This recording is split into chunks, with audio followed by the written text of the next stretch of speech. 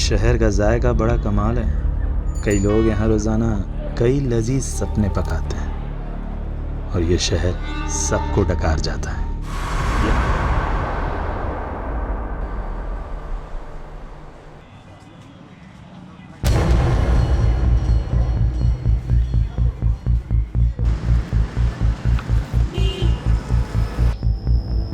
जल्दी करो। सॉरी निलोफर, सुबह से कुछ भी नहीं खाया था। वैसे हम जा कहाँ रहे हैं? अभिनंदन बैंक्वेट। अरे हाँ, आज तो कीर्ति की शादी है ना। पहले बताया क्यों नहीं मेरे को? मैं कपड़े चेंज कर लेता। हाँ, रास्ते में तुम्हारे लिए शेरवानी ले लेते हैं। हम शादी में नहीं जा रहे स्टूपिड। तुमने जो गूफ अप करा है उसे रेक्टिफाई करने जा रहे हैं। नो एक्सक्यूज जेकब, दूल्हा विदाउट सेहरा पॉसिबल ही नहीं है। नो इश्यूज कीर्ति।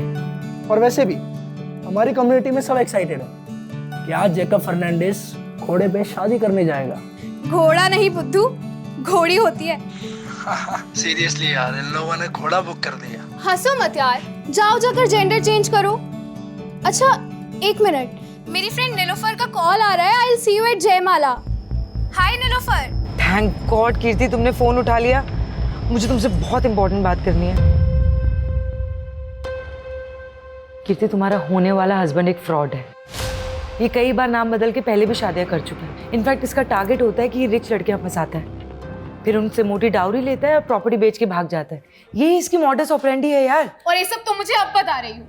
2 महीने पहले मैंने तुम्हारी डिटेक्टिव एजेंसी को इस काम पर लगाया था ताकि पता चल सके कि वो इंसान सही है या गलत, उसका बैकग्राउंड क्या है। और तुमने क्या किया? और गोल्डी, तुमने तो मुझे सारे ग्रीन सिग्नल्स दिए थे ना कि सब सही है। उसके बाद जाकर मैंने हाँ किया। कीर्ति, गोल्डी से गलती हो गई। मैंने तुम्हें सिर्फ काम नहीं दिया था नीलोफर। मैंने समझा था तुम मेरी दोस्त हो और तुम्हारे लिए मेरे कंसर्न्स मैटर करते हैं, पर तुमने किसी चीज पर ध्यान नहीं दिया। Sorry my foot Nilofar. 25 lakh लग चुके हैं शादी पे, इंक्लूडिंग योर फीस। और वहां पे ना वेन्यू के बाहर सारे गेस्ट खड़े। क्या बोलूं मैं उनको जाकर? और आज ना जेकब से ज्यादा मुझे तुम पर गुस्सा आ रहा है, और इसे ना मैं कभी भूलूंगी नहीं। मैम, कुछ बोलना भी मत। देखा, तुम्हारी वजह से कितना सुनना पड़ा मुझे। मैम गोल्डी, कुछ दिनों तक अपनी शक्ल मत दिखाना मुझे।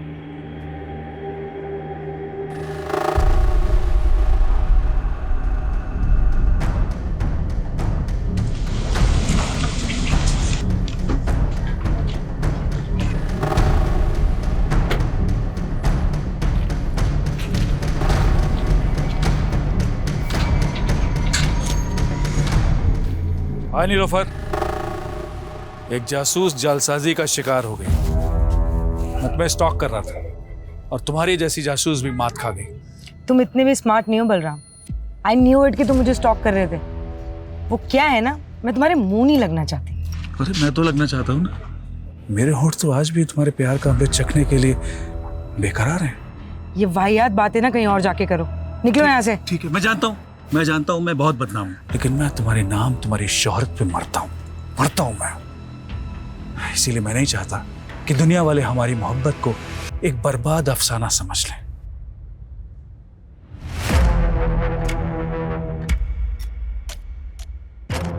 बेहतर होगा अंदर बुला लो।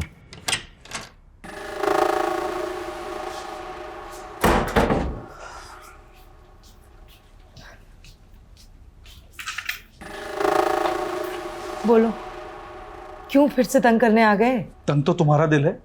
हाँ, प्यार करने में भी कंजूसी। बिना छुए बात नहीं कर सकते बलराम। और अपनी ये वाहियात शेरो शायरी ना बंद करो, निकलो यहाँ से। जिसकी उम्मीद तुम लेकर आए हो, ऐसा कुछ होने नहीं वाला।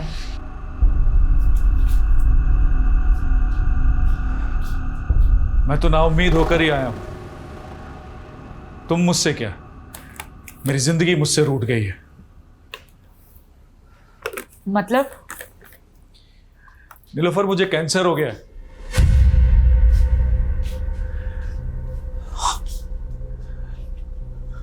सच कह रहा हूं, मेरे पास अब ज्यादा दिन नहीं बचे। मरने से पहले मैं सारे गिले शिकवे तुम्हारे साथ जो हुए दूर करना चाहता हूं। अगर तुम कहो तो बाकी बची जिंदगी तुम्हारे साथ रहने के बहाने मत ढूंढा करो यार, भरोसे के लायक नहीं हो तुम। और अब मुझे तुमसे कोई मतलब नहीं। तुम्हारा मुझसे कोई मतलब नहीं है? कोई मतलब नहीं है तुम्हें मुझसे? तो मेरी जिंदगी का कोई मतलब नहीं है। कल का मरता आज मुझे हर्ष क्या है? बलराम पागलपन मत मैं पागल नहीं हूँ, तुम्हें ड्रामा लग रहा है? मैं अभी करके दिखाता हूँ। पागलपन मत करो।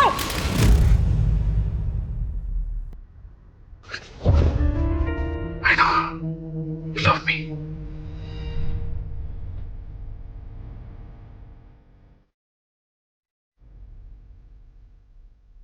देखिए मेरी मोहब्बत, तुम ऐसे ही मुझे अपनी जिंदगी से दूर नहीं कर सकती Nilofar. I know. You love me. Still hate you. सच्ची?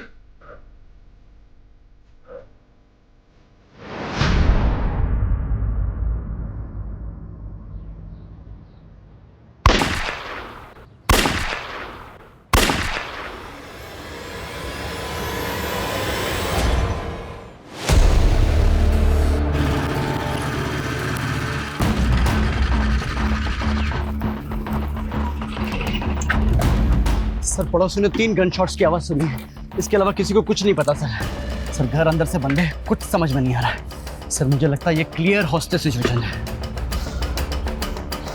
चल, घर किसका? Sir Nilofar Malik, private detective है। अभी अंदर कितने लोग हैं? सर वो तो पता नहीं, पड़ोसी ने कहा कि मियाँ बीबी अंदर गए।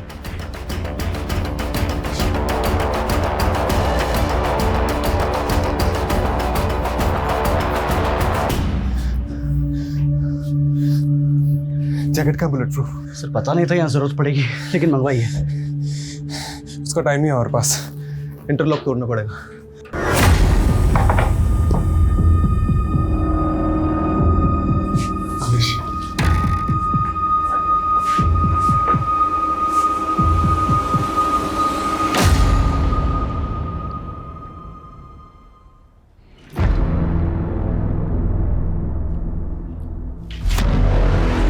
ऐसा मत कर, आराम से हम बात करते हैं। कोई बात नहीं करता, तुम अंदर डाल दोगे। अब मैं अपनी नीलोफर के बिना नहीं। कोई अर्ज नहीं, हम पे भरोसा करो। कोई भरोसे के लायक नहीं है, कोई लायक नहीं है। दुनिया में कोई भरोसा नहीं करता। बेटा बाप पे भरोसा नहीं करता,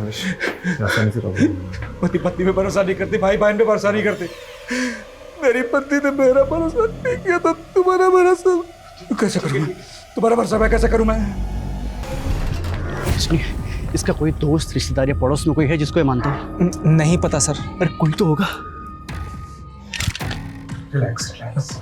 अब भूलने की शक्ति नहीं बची मेरे पास। ओके शांत, रिलैक्स हो जाओ, कोई तुम्हारे पास नहीं आएगा। बुला रही है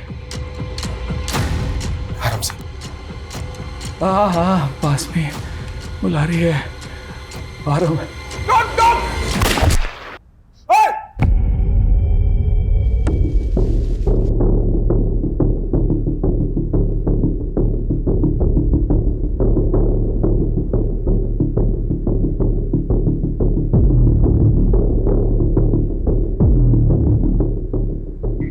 फॉरेंसिक को बुलाओ और उनको बोलो प्रीलिमिनरी रिपोर्ट जल्दी मुझे, और ये डेड बॉडीज को पोस्टमार्टम के लिए भेजो। जी सर।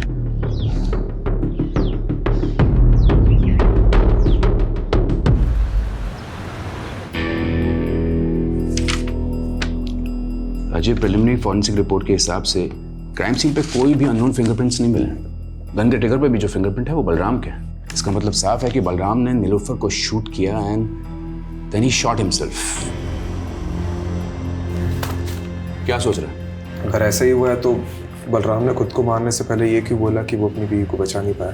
राजीव, हम सोचते हैं कि मरने वाला कभी झूठ नहीं बोलता, लेकिन यहाँ सबूत सच बोल रहे हैं। हस्बैंड वाइफ के बीच में जो भी कुछ हुआ, उसके बाद हस्बैंड ने वाइफ को मारा और फिर जेल जाने के डर से या फिर गिल्ट की वजह से उसने अपने आप को गोली मारी। आई फील ये ओपन एंड शट केस है राजीव। लेकिन मर्डर वेपन एक पिस्टल है, वो कहाँ से आया, उसके सोर्स की प्रोफाइलिंग तो करनी पड़ेगी ना।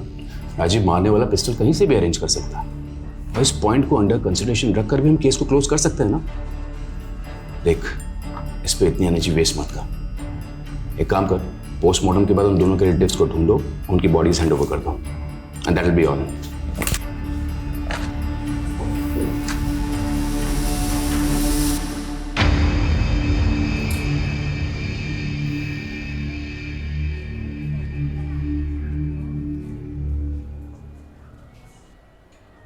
सर, वो नीलोफर के घर में किसी भी तरह की फोर्स एंट्री एग्जिट के साइन नहीं मिले हैं। और सर किसी ने भी ये नीलोफर और बलराम के अलावा किसी तीसरे को नहीं देखा।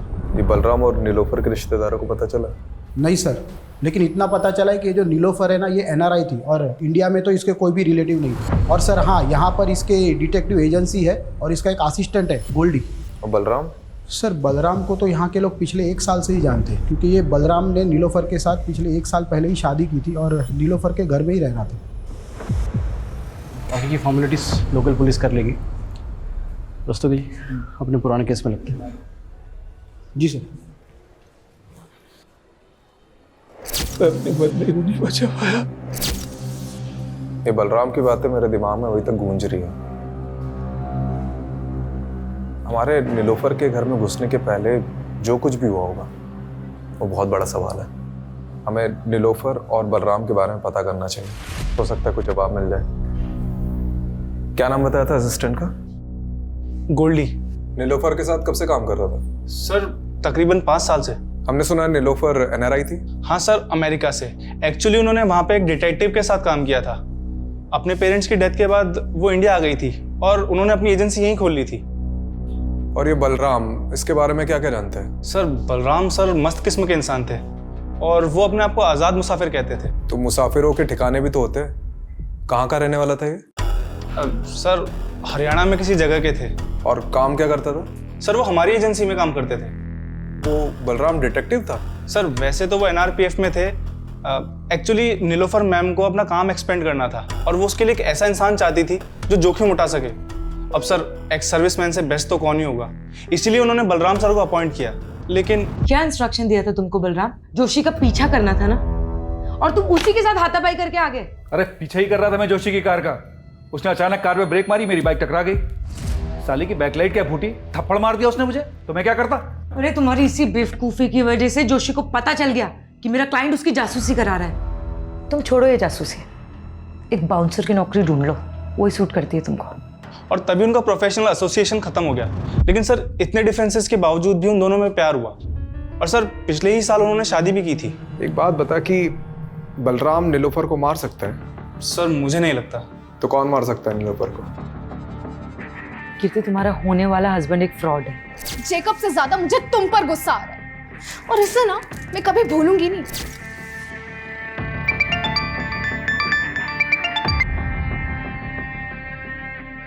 हेलो याद तो मुझे ही कर रही होगी ना डार्लिंग। कमीने, तू हिम्मत है तो सामने आके बात कर, नंबर बदल के कॉल मत कर। अरे हम जरूर मिलेंगे।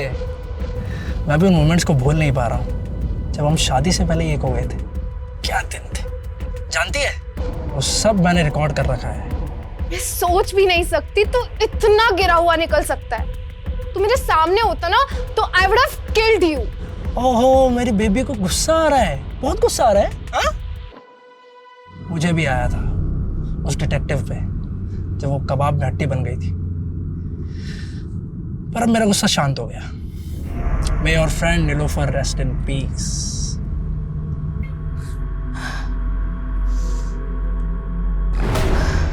ये मार्क देखिए, नीलोफर के ब्लड में ड्रग पाया गया है और इसी ड्रग की वजह से नीलोफर शायद कॉन्शियस नहीं रही होगी और उसका रेप किया होगा।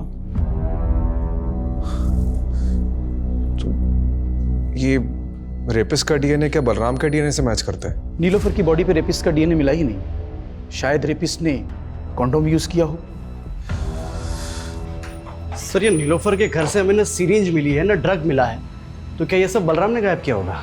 देखो, ये नए डेवलपमेंट के हिसाब से ये थ्योरी बनती है कि बलराम ने पहले अपनी बीवी को ड्रग देकर बेहोश किया और फाइनली ये बलराम अपनी बीवी से इतनी नफरत करता होगा क्या? यही बात तो समझ में नहीं आ रही सर, उन दोनों के बीच में प्यार था भी या नहीं। देखा, ये ओपन एंड शट केस कैसे बूम करके बैठा है। चलो इस पॉइंट को कंसिडर करते हैं कि नीलोफर का रेप किसी ने तो किया है, क्योंकि अभी तक ये माना नहीं जा सकता कि बलराम ने ही उसका रेप किया, और ये भी हम नहीं मान सकते कि बलराम ने नीलोफर का मर्डर किया, क्योंकि जो आदमी खुद को मारने के पहले ये बोल रहा था कि अपनी बीवी को नहीं बचा पाया, वो अपनी बीवी को मार कैसे सकता है?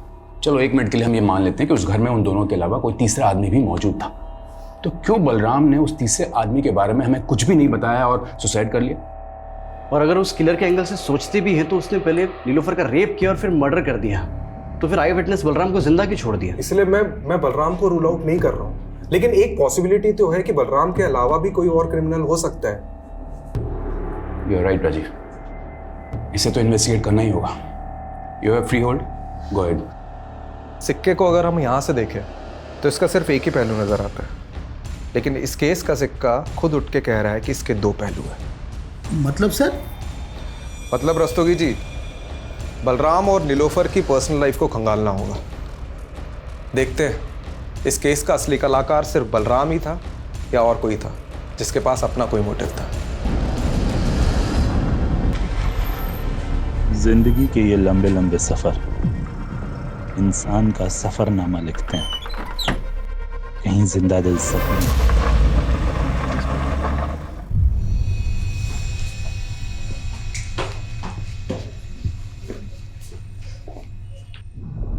अरे कनक बेटा, अरे इतनी सी बात पे कोई रोता है क्या? हाँ, रोते नहीं है बेटा। ये देखो मैं तुम्हारे लिए क्या लेके आया, देखो ये गोलू मोलू सा गुड्डा, अब हम दोनों इससे खेलेंगे। ये पसंद नहीं आया? ठीक है, तो मैं तुम्हें दूसरे खिलौने दिला दूं। कनक क्या हुआ बेटा? अरे सरगुन दीदी, आप इंटरव्यू के लिए चली गई, ये बेचारी डर गई। पर जॉब भी तो जरूरी है ना हरीश? अरे कहाँ, आप ये जॉब वॉब के चक्कर में पड़ी हुई है दीदी। एक काम करता हूँ, आपका जो घर है बहुत प्राइम लोकेशन पे, इसको गिरवा के 4 माले बनवा देता हूँ और आराम से बैठ के किराया खाना और मेरी लागत चुकाते रहना। पर हरीश इसमें तो लाखों रुपए लगेंगे, इतना पैसा मैं कहाँ से चुकाऊंगी? उसकी टेंशन आप मत लो, आप एक काम करना, इसमें से एक माला मुझे दे देना, बीच वाला माला मैं रख लूंगा, और आप ये जॉब वॉब का चक्कर छोड़ दो दीदी। सर, नीलोफर की कार पे फास्टैग लगा हुआ था। मैंने उसकी ट्रांजैक्शन डिटेल्स निकलवाई तो एक इंटरेस्टिंग बात सामने आई है। मर्डर वाले दिन नीलोफर ने सुबह 7 बजे ग्रेटर नोएडा टोल नाका क्रॉस किया था। सर, उस दिन यूपी से दिल्ली आई थी। यूपी में कहाँ गई थी वो? सर, इसका जवाब तो गोल्डी के पास भी नहीं है, लेकिन हमने नीलोफर का फ़ोन अनलॉक करवाया तो कॉल हिस्ट्री के मुताबिक मर्डर वाले दिन नीलोफर की बात किसी कीर्ति सागर से हुई थी। तो ये कीर्ति सागर से मिलो, और क्राइम सीन पे नीलोफर के फ़ोन के अलावा लैपटॉप भी था ना, तो उसे भी तो देखो।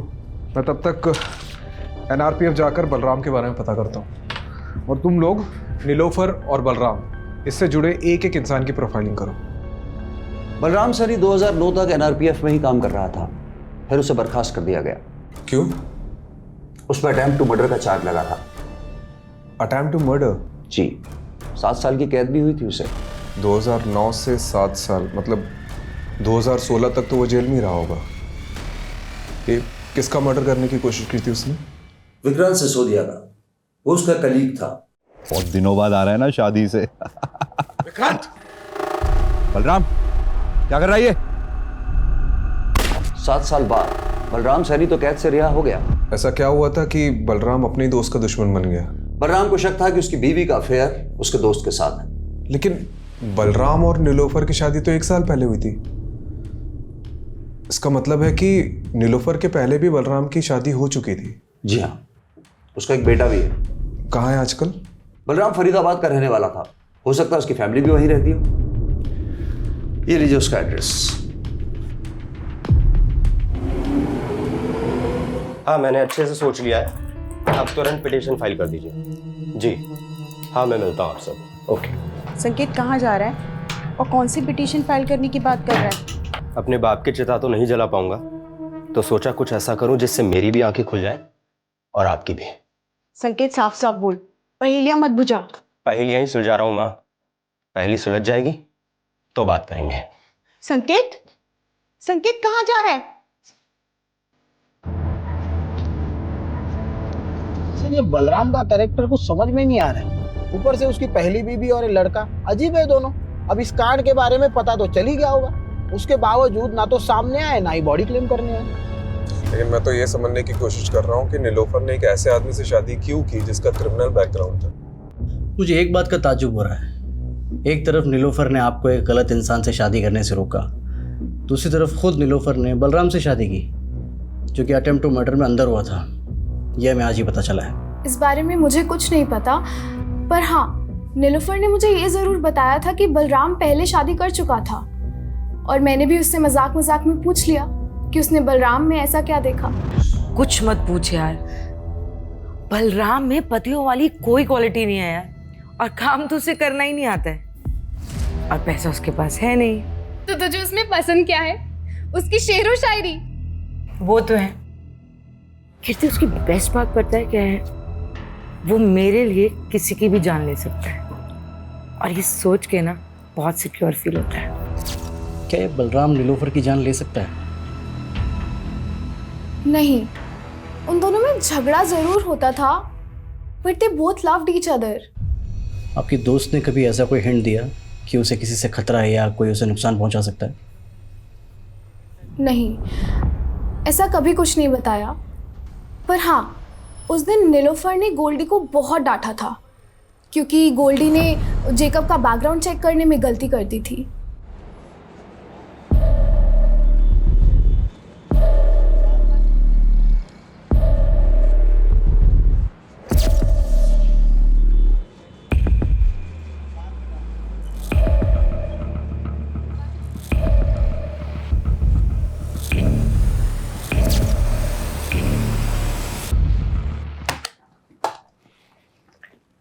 देखो संकेत, मैंने तुम्हारी ये पिटीशन तो फाइल कर दी है कि तुम्हें बलराम सैनी के साथ अपना डीएनए मैच कराने का मौका दिया जाए, पर तुम ये सब करना क्यों चाहते हो? क्योंकि उन्हें लगता था कि मेरी माँ ने उन्हें धोखा ही नहीं दिया, बल्कि मैं भी उनका बेटा नहीं। पर तुम ये सब करके अपने लिए गड्ढा खोद रहे हो। मेरा मतलब है, जानबूझकर पुलिस की नज़र में सस्पेक्ट बन रहे हो। ये तो कभी प्रूफ नहीं होगा कि मैंने कोई क्राइम किया था, लेकिन डीएनए टेस्ट कराने का मेरे पास ये आखिरी मौका है। मैं चाहता हूं दुनिया को पता चले मेरा बाप सही था या मेरी माँ।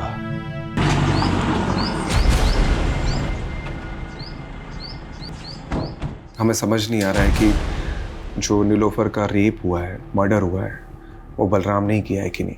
इसलिए उसके बारे में हम आपसे कुछ जानने आए। देखिए, हमें पता चला है कि आपके लिए बलराम ने किसी की जान लेने की कोशिश की थी, और उसकी वजह ये थी कि आपका किसी के साथ। मेरा किसी के साथ कुछ नहीं था, उल्टा वो बलराम ही गुस्से वाला था। उसको जब भी गुस्सा आता वो मुझ पर हाथ उठाता था। इतना सब होने के बाद भी जब वो जेल से वापस आया, मैंने सब कुछ ठीक करने की कोशिश की, लेकिन वो मुझे कभी समझ ही नहीं पाया।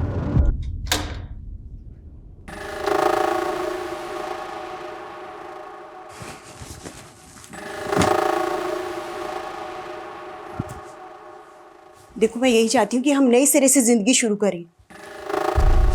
नई जिंदगी नए सिरे से?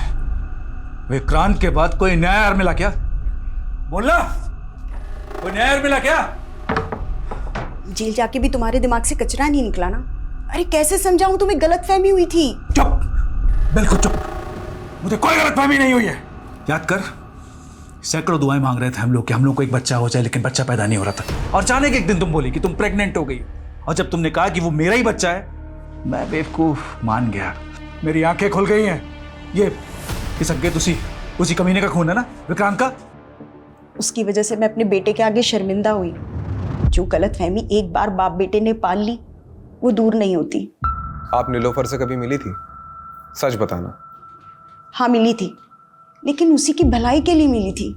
ऐसी कौन सी भलाई की आपने? सुना था कामयाब औरतों के सपने भी कामयाब होते हैं। फिर तुमने एक नाकामयाब आदमी से रिश्ता कैसे जोड़ लिया? नाकाम तो आपका रिश्ता रहा है। बलराम को तो धोखा दिया था ना आपने। बड़ी जल्दी उसकी बातों में आ गई। ये भी भूल गई कि वो 7 साल जेल रह के आया है। डूबती कश्ती में पांव रखा है तुमने। डूबने से पहले उतर जाओ तो अच्छा है। मैंने तो उसकी सलामती ही चाहिए थी, लेकिन जब अपनी किस्मत नहीं बदल पाई तो उसकी क्या बदलती। आपको शक होगा कि कांड बलराम ने किया या नहीं, लेकिन मुझे पूरा यकीन है कि बलराम ने पहले नीलोफर को मारा, बाद में खुदकुशी की। आखिर उसके पाप का घड़ा भर ही गया था। कैसी लगी कनक? अच्छी है ना? चल तू जल्दी से जा और जाकर के पहन के दिखा। क्या बात है दीदी, कनक के लिए नई ड्रेस? लगता है दिल्ली में जो इंटरव्यू दिया था वो पास कर लिया है। वो तो बिल्कुल बेकार गया, लेकिन हाँ, कोड़ियागंज में मुझे एक जॉब मिल रही है। सोच रही हूँ कनक के साथ जाके वहीं शिफ्ट हो जाऊँ। शिफ्ट कर रही हो? तो फिर इस घर का क्या करना है? आप बोलो तो बिकवा दूँ। तू मेरा घर बेचने पर क्यों तुला है? मतलब आप कौड़ियागंज चली जाएंगी और पीछे से इस घर पे किसी ने कब्जा कर लिया तो? कमलेश, ये बलराम का कैरेक्टर कुछ समझ में नहीं आ रहा है। मतलब उसे सस्पेक्ट मानो या विक्टिम, पता नहीं। अच्छा, ये तीसरे आदमी की थ्योरी से कुछ हाथ लगा? सर ये नीलोफर का लैपटॉप ऑन किया है मैंने, इसमें सर ये जैकब की कुछ फोटोज मिले हैं। सर ये तो पहुंचा हुआ अपराधी है, कई स्टेट्स में मोस्ट वांटेड है। इसके ऊपर तो सर धोखाधड़ी और अटेम्प्ट टू मर्डर जैसे चार्जेस हैं।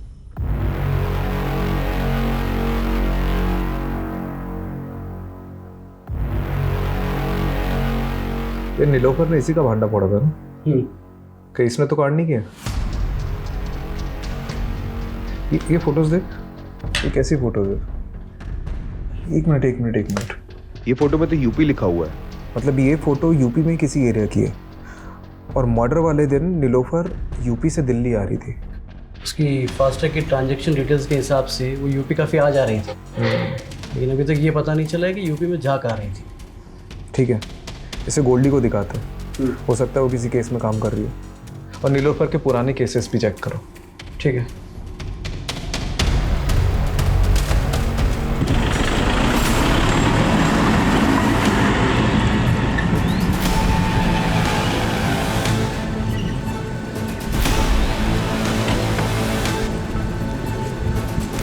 अरे मिश्रा, पहले पापा को तो पकड़ने दीजिए आपका कॉलर। अरे तुम्हारे बाप की उम्र का है मिश्रा, क्या पकड़ो पकड़ो लगा रखा है। विजेंदर, ये तुम ठीक नहीं कर रहे हो। तुम्हें और तुम्हारे बेटे को हम किडनैपिंग के चार्ज में अंदर करवा देंगे। सिर्फ किडनैपिंग? अरे मर्डर भी हो सकता है तुम्हारा। और अगर बचना चाहता है ना तो ये बता, इस बार के रोड कॉन्ट्रैक्ट का टेंडर तुझे मिला कैसे? हमारे टेंडर में जो भाव हमने भरा उससे ठीक 1 रुपया कम तेरे टेंडर का भाव। हमारे टेंडर का भाव तुझे बताया किसने? इत्तेफाक से। इत्तेफाक है गोबर में। तू एक बात ध्यान से सुन ले, तू खुद अथॉरिटी में जाएगा और उन्हें कहेगा कि इस बार का टेंडर मुझे नहीं करना, फिर टेंडर अपने आप हमें मिल जाएगा। तुम हमें धमकी दे रहे हो? धमकी नहीं, पुचकार रहे। कोड़ियागंज की सबसे बड़ी मछली विजेंद्र अवस्थी।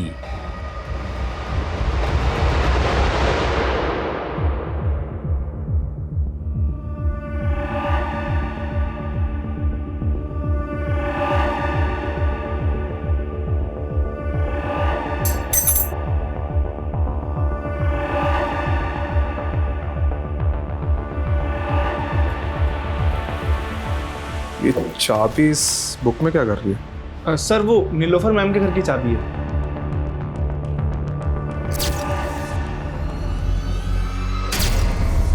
ये नीलोफर के मर्डर के दिन उसने तुझे बहुत डांटा था ना, क्योंकि जेकब का बैकग्राउंड चेक करने में तूने गलती कर दी थी। यह मैं कीर्ति ने बताया। अब नीलोफर के घर मर्डर के दिन कोई भी फोर्स एंट्री और एग्जिट के हमें निशान नहीं मिले, तो पॉसिबिलिटी है कि किलर ने ऐसी ही कोई चाबी यूज की होगी घर में घुसने की। और इससे भी ज्यादा स्ट्रॉन्ग पॉसिबिलिटी हो सकती है कि यही चाबी यूज की गई होगी घर में घुसने के लिए, जो तूने यूज की होगी। अरे सर, आप कुछ भी बोल रहे हो। अगर मैंने ही कुछ किया होता तो मैं चाबी गायब ना कर देता। और सर, इससे पहले आप इस चाबी को इन्वेस्टिगेट करें और ये पता लगाए कि मैंने ही चाबी बनवाई थी, तो मैं ये क्लियर कर देता हूँ। चाबी तूने बनवाई थी? गोल्डी, मेरे घर की चाबी खो गई है, किसी चाबी वाले को लेके पहुंचो ना जल्दी। और सर, इसीलिए नीलोफर मैम ने 2 चाबियां बनवाई थी और एक चाबी वहां इमरजेंसी के लिए रखी थी। और सर, रही बात कीर्ति के केस की, तो मैं नीलोफर मैम से इस बारे में माफी मांग चुका था। अब सर, इसके लिए मैं उनका मर्डर थोड़ी कर दूंगा। अच्छा, एक बात बता, हमें पता चला है कि नीलोफर का उत्तर प्रदेश आना जाना लगा रहता था, तो वहां किसी केस पे काम कर रही थी? Sir, 1 minute. सर, ये चेक नीलोफर मैम ने मुझे बैंक में डिपॉजिट करने के लिए दिया था। यूपी की बिजनौर ब्रांच का है सर ये चेक। हरीश चौधरी।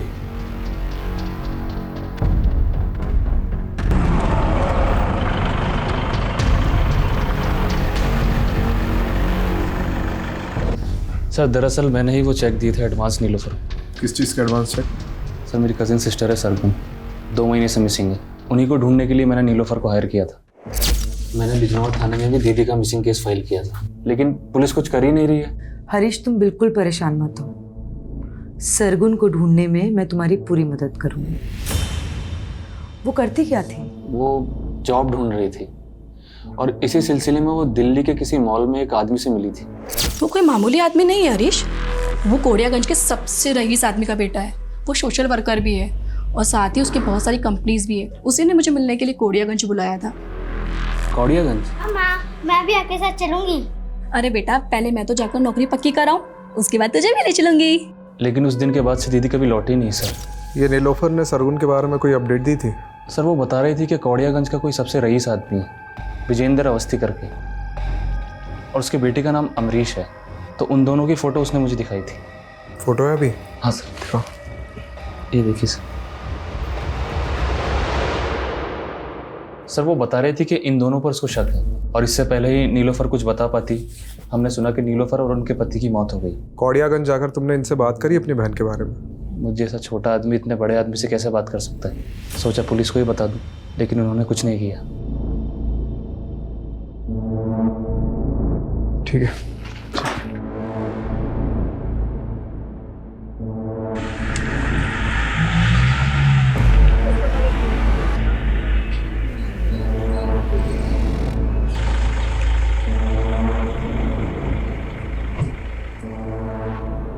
अरे कौन डिटेक्टिव? हम किसी डिटेक्टिव को नहीं जानते। डिटेक्टिव नीलोफर। 16 तारीख को दिल्ली में उसका रेप हुआ, उसके बाद उसका मर्डर हुआ, और वो सरगुन को ढूंढते ढूंढते यहाँ पे आई थी। हो सकता है आपसे भी मिली। अरे हमने आपको कहा ना कि हम किसी डिटेक्टिव को नहीं जानते। और सरगुन, आपका बेटा तो पक्का उसे जानता होगा, क्योंकि आपके बेटे ने ही जॉब का झांसा देकर उसे यहाँ बुलाया था। आपके पास कोई सबूत है कि हमारे बेटे ने उसे यहाँ बुलाया या कोई जॉब का झांसा दिया? पिछले 2 महीने से दुबई में है वो। आपको कोई कहानियां बता रहा है हमें बदनाम करने के लिए। देखिए अवस्थी जी, बस रहने दीजिए, जा सकते हैं आप लोग यहाँ से। ये पता करो कि अवस्थी का बेटा सच में दुबई गया था कि नहीं। ठीक है यार, ये केस तो पहले ही बनता जा रहा है। अभी तक हमने बलराम को क्लीन चिट नहीं दी है, और अब तीसरे आदमी के थ्योरी के हिसाब से और सस्पेक्ट सामने उभर कर आ रहे हैं। जैकब, रंजना और ये विजेंद्र अवस्थी, बाप बेटे। पता नहीं और कितने सस्पेक्ट सामने उभर कर आएंगे।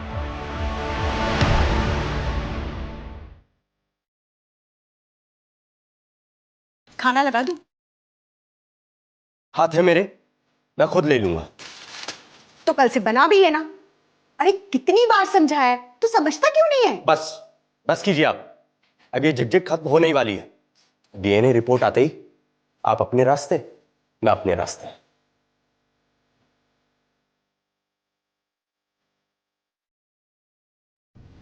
ये विजेंद्र अवस्थी बिजनौर के एसपी का दोस्त है, जहां सरगुन का मिसिंग केस फाइल हुआ था, और उसका बेटा अमरीश अवस्थी। इसका दुबई जाना उसी दौरान हुआ था जब सरगुन गायब हुई थी। तो सरगुन को गायब करने में इन लोगों का हाथ है, और नीलोफर इन्हें इन्वेस्टिगेट कर रही थी। हो सकता है उसके साथ भी कुछ ऐसे ही हुआ। सर, जब नीलोफर को इन लोगों ने मार डाला है तो सरगुन पिछले 3 महीने से कहाँ गायब हो गई? वो गायब ही है कि उसको भी। अच्छा, जब सरगुन गायब हुई उस दौरान जितनी भी अनआइडेंटिफाइड बॉडीज मिली, उसका डेटा चेक कर।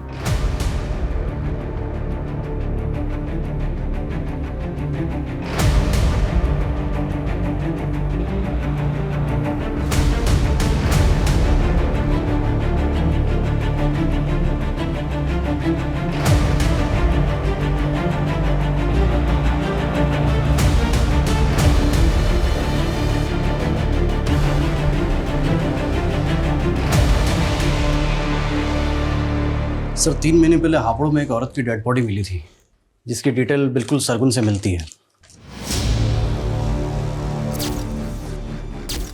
और सर, हापुड़ पुलिस के मुताबिक इसकी लाश के पास में एक नोट मिला था जिसमें नज़्म लिखी हुई है।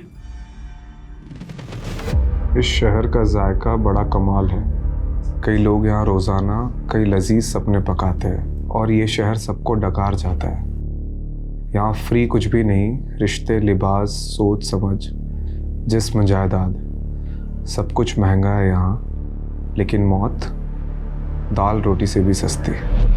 सर सरगुन की तरह नीलोफर भी रेप पीड़िता थी, तो क्या दोनों का कातिल एक ही होगा? सरगुन की लाश के पास में पोइट्री मिलना, मुझे ये सरगुन का केस नीलोफर के केस से बिल्कुल अलग लग रहा है। ये यूपी और दिल्ली में हुए रिसेंट रेप केसेस की मैंने डिटेल्स भी निकलवाई है। सिक्के का दूसरा पहलू ढूंढते ढूंढते पहला भूल गया क्या?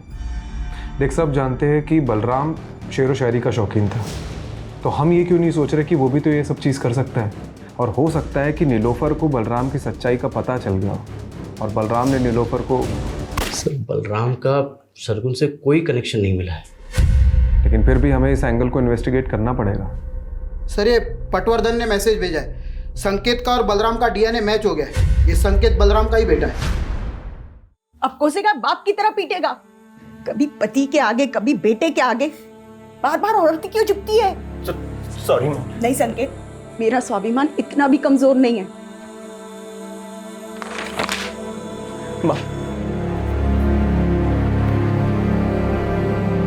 सर मैं रेप केसेस के बारे में ही पता कर रहा था तो पोएट्री से जुड़ा एक और केस सामने आया है। 2 दिन पहले दादरी हाईवे पर एक लड़की की लाश मिली है, सेम मॉडस ऑपरेंडी और साथ में पोएट्री नोट। जिंदगी के ये लंबे लंबे सफ़र कहीं यूं ही ना गुजर जाए, आओ मिलकर एक नया समा बनाए।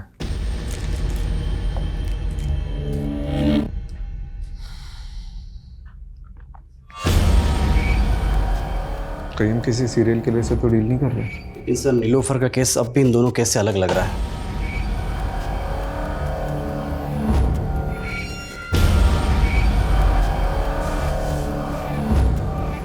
इस सरगुन की लाश हमें हापुड़ में मिली और इस लड़की की लाश हमें दादरी में मिली है। दादरी और हापुड़ इन दोनों का डिस्टेंस लगभग 50 किलोमीटर है और नीलोफर अक्सर ग्रेटर नोएडा से होकर गुजरती थी और यही रास्ता हापुड़ से होते हुए कौड़ियागंज तक जाता है और जितने क्राइम्स हुए हैं वो इसी एरिया में हुए। तो हो सकता है कि क्रिमिनल इसी एरिया का हो और नीलोफर का इन्वेस्टिगेशन एरिया भी यही हो। सर इस केस में दादरी पुलिस के पास एक लीड है। उनको क्राइम सीन के पास एक कैब दिखी थी जो उन्हें सस्पिशियस लगी थी, लेकिन सर अभी तक ना उस कैब का नंबर मिला है और ना ही कुछ और। सर ये कैब ढूंढना मतलब समंदर में से सुई ढूंढने जैसा है, लेकिन इसके अलावा कोई ऑप्शन नहीं है।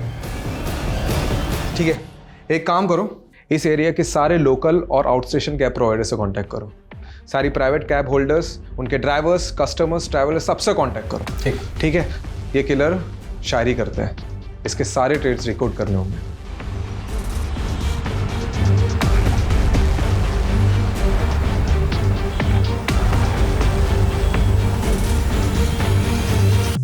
सर 300 से ज़्यादा travel agents, cab service providers और सोलो कैब ड्राइवर से पूछताछ करी।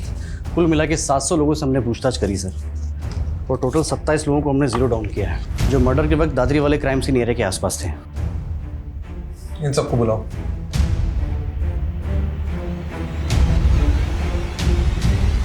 ये 16 मार्च को तो हापुड़ में था। हाँ सर। ये लड़की तेरी कैब में थी? सर मेरी कैब में बहुत सारी सवारियां बैठती हैं, अब हर किसी का चेहरा याद थोड़े ना रहेगा। 11 जून को दादरी में कहाँ पर था तू? सर दादरी में मैं हमेशा ही खिलौना फैक्ट्री में जाता हूँ सर। क्यों? रोज तुम्हारे कैब में वही सवारी बनती है क्या? सवारी? सर कैब मेरी नहीं है, मैं कैब हायर करता हूँ।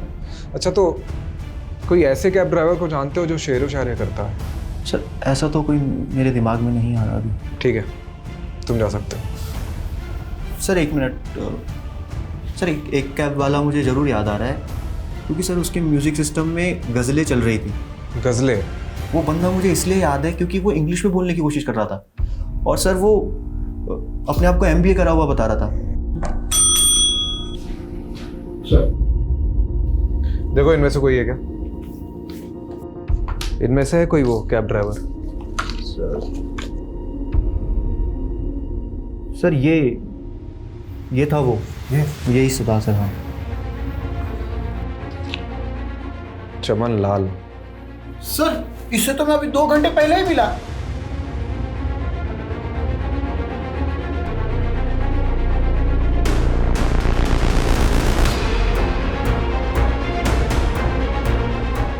सर वो रही।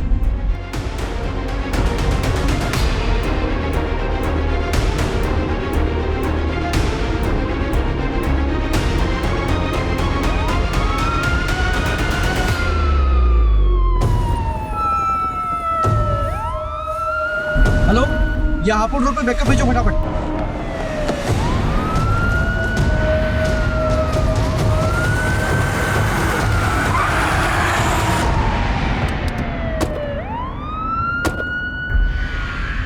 सर दुनिया ने मेरी कदर नहीं की। एमबीए किया तो जॉब नहीं मिली, जॉब नहीं मिली, पैसा नहीं, लड़की नहीं, शादी नहीं, कुछ नहीं। एक एमबीए वाले की फ्रस्ट्रेशन समझते हैं आप सर? फ्रस्ट्रेशन में कैब चलाना पड़ा। वो उन दिनों एक कपल मेरे कैब का रेगुलर कस्टमर था। वो दोनों चिपक के ना मेरी जलाते रहते थे। तो बस मैंने एक दिन हिडन कैमरा लगा दिया।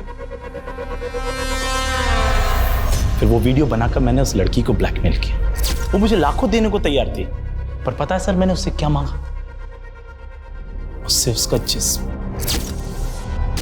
और सरगुन को क्या बोला तूने कि तू विजेंद्र अवस्थी का बेटा है? सर वो हमारे कस्बे का सबसे रईस आदमी है और सरगुन से मॉल में दोस्ती हो गई थी, तो बस इंप्रेशन झाड़ दिया मैंने और जॉब का झांसा देकर अगले दिन उसके साथ। फिर सारा मालूम पड़ा कि वो नीलोफर सरगुन का पता करते करते कौड़ियागंज पहुंच गई है। एक्सक्यूज मी जी, आप विजेंद्र अवस्थी का घर जानते हैं? जी पास ही में, आइए आपको ले चलता। चलिए। वैसे विजेंद्र अवस्थी के यहाँ आपको क्या काम पड़ गया? विजेंद्र जी के बेटे मेरी दोस्त के दोस्त हैं, इसीलिए कुछ काम था। उस नीलोफर को देखते ही ना अंदर से ना वो सेक्स वाला लव जाग गया। बस उसका पीछा किया, पीछा करते करते मालूम पड़ा अरे वो तो डिटेक्टिव। बस तबीयत ना निखर सी गई मेरी कि इस बार शेर एक शेरनी का शिकार करेगा। फिर एक दिन कैफे में बैठी थी तो उसकी टेबल पे चाबी रखी थी, बस मैंने चाबी उठा ली।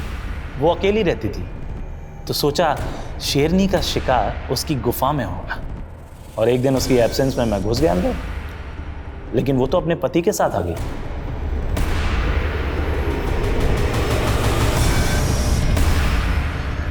ए, चल छोड़।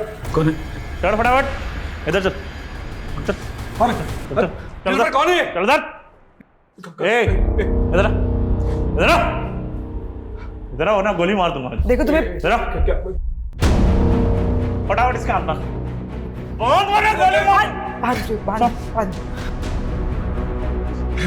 जल्दी बंद। क्या चाहिए तेरे को? साला दिल और जुबान से शायर जैसा था, ऊपर से बोल रहा था उसको कैंसर था, मरने ही वाला था सर। तरस आ गया तो छोड़ दिया मैंने।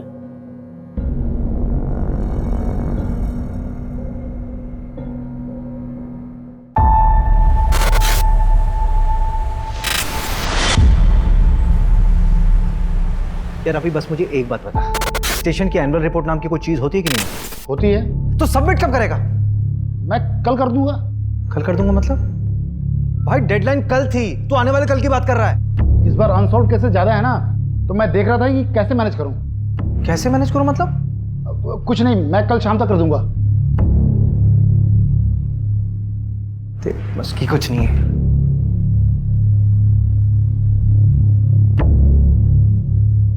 अरे क्या हुआ सर? सर इतने गुस्से में क्यों थे? अरे गुस्सा नहीं, फ्रस्ट्रेशन है। इस बार भी हमारे थाने का क्लोजर रेट काफी कम है। इस बार भी ना इनका प्रमोशन मुश्किल लग रहा है। अरे सर हो जाएगा प्रमोशन, देखना इस बार हमारे सर ना एसीपी अभिषेक शर्मा बन जाएंगे और आप बैठेंगे इस कुर्सी पर।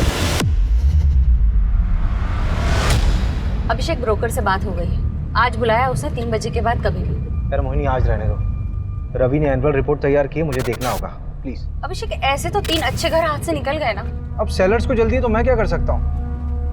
वैसे भी अभी गुंजाइश नहीं है, हमारे फाइनेंसेस कहाँ मैनेज है मोहिनी।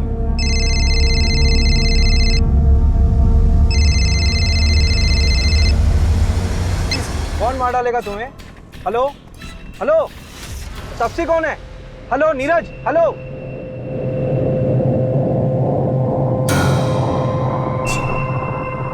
हेलो रवि, ये मुझे कॉल आया था। अच्छा, नंबर भेज रहा हूँ, लोकेशन ट्रेस करो, मैं आ रहा हूँ। मोहिनी तुम ऑटो या कैब ले लोगी क्या? हाँ हाँ श्योर, लेकिन अभिषेक ये नीरज कौन है? पता नहीं। पता नहीं, लेकिन वो तुम्हारा नाम ले रहा था। मोहिनी तुम चलो ना, बाद में बात करते हैं।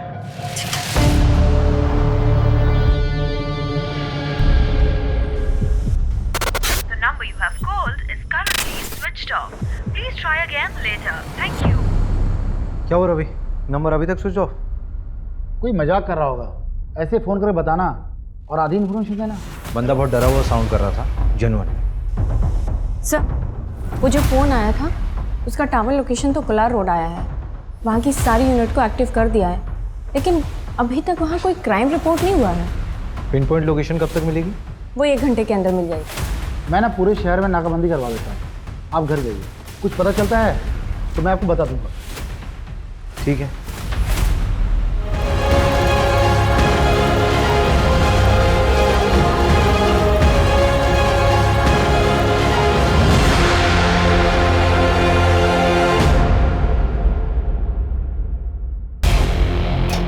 कोलार रोड के पास वाले जंगल में एक जली हुई लाश मिली है। नजदीकी यूनिट जल्द से जल्द पहुंचे।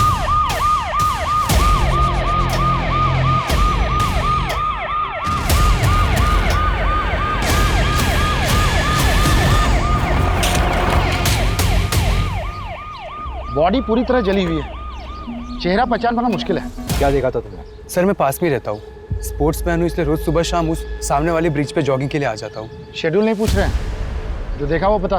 सर जब आज मैं अर्ली मॉर्निंग जॉगिंग पे जा रहा था तब एक अजीब सी स्मेल आने लगी, बहुत गंदी। तो मैं तुरंत भाग भाग के इस जंगल में आया और सर देखा तो ये डेड बॉडी देखी सर। सर कल शाम जब मैं उस ब्रिज से जॉगिंग करके जा रहा था तब मैंने 2 लोगों को देखा।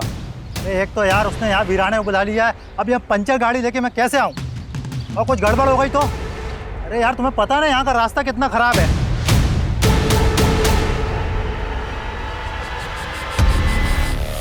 और जब मैं तकरीबन कुछ 1.5-2 घंटे बाद तब वापस आया तो वो 2 लोग नहीं थे। अधूरिया, इसका नंबर लिखो।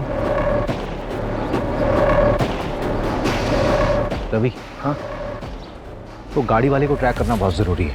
इसकी गाड़ी ख़राब हुई थी ना, आसपास के जितने भी मैकेनिक हैं सबसे बात करो। आपको जिस नंबर पे कॉल आया था उसके मुताबिक फैमिली को इन्फॉर्म कर दिया है। सर, ये फ़ोन झाड़ियों में मिला।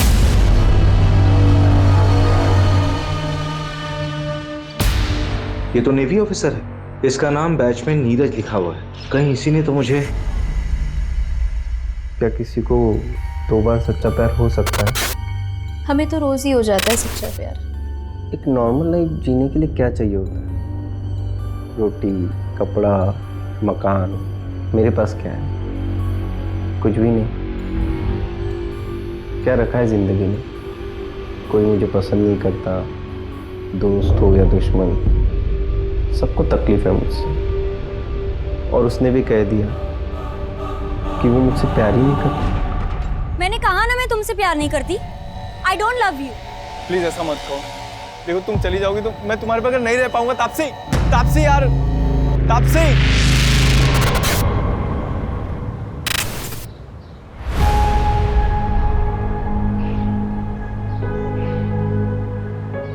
अरे बेटा, बहुत देर हो रही है।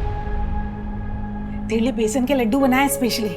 मैं इसकी कोई जरूरत नहीं है, बस बैग भारी करता है। मैं तो खाता हूँ नहीं, पूरी यूनिट खा लेती है। खाने देना यूनिट को भी। अरे इस बार तू भी थोड़ा खा लेगा। अच्छा सुनना नीरज, हमने सुना है कि पड़ोसी मुल्क वाले जासूस भेजे हैं इंडिया में। भेजने दो उनको, जासूस, अंडर कवर एजेंट्स, हम हर जगह लड़ लेंगे।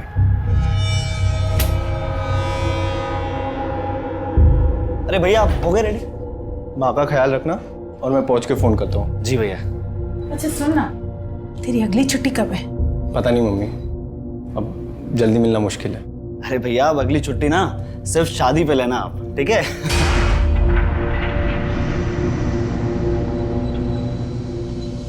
लेट हो रहा है। आइए माँ।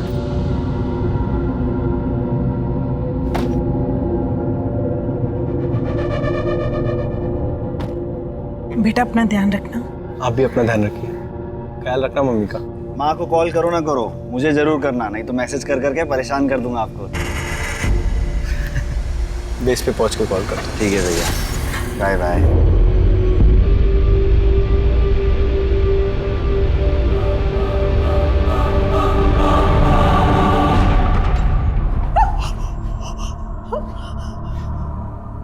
इसमें क्या आइडेंटिफाई करें? बचा क्या है इसमें? हमें ये मिला है।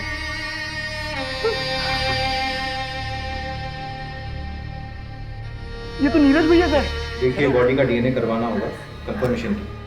मोबाइल का पासवर्ड पता है? 128829। आपके भाई से आखिरी बार बात कब हुई थी? जब वो एयरपोर्ट के लिए निकले थे 4 दिन पहले। ख्याल रखना मम्मी का। माँ को कॉल करो ना करो, मुझे जरूर करना।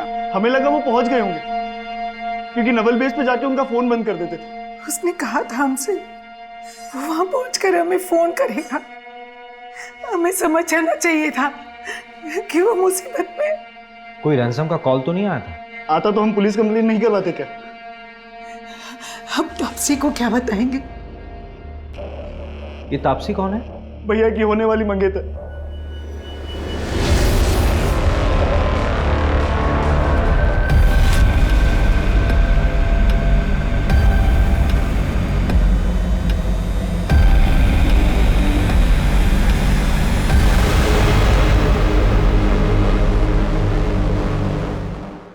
लीजिए चाय लीजिए ना प्लीज। तापसी को बुला लीजिए। जी जी बुलाता। तापसी बेटा, बेटा तापसी। Hello everyone. हाय।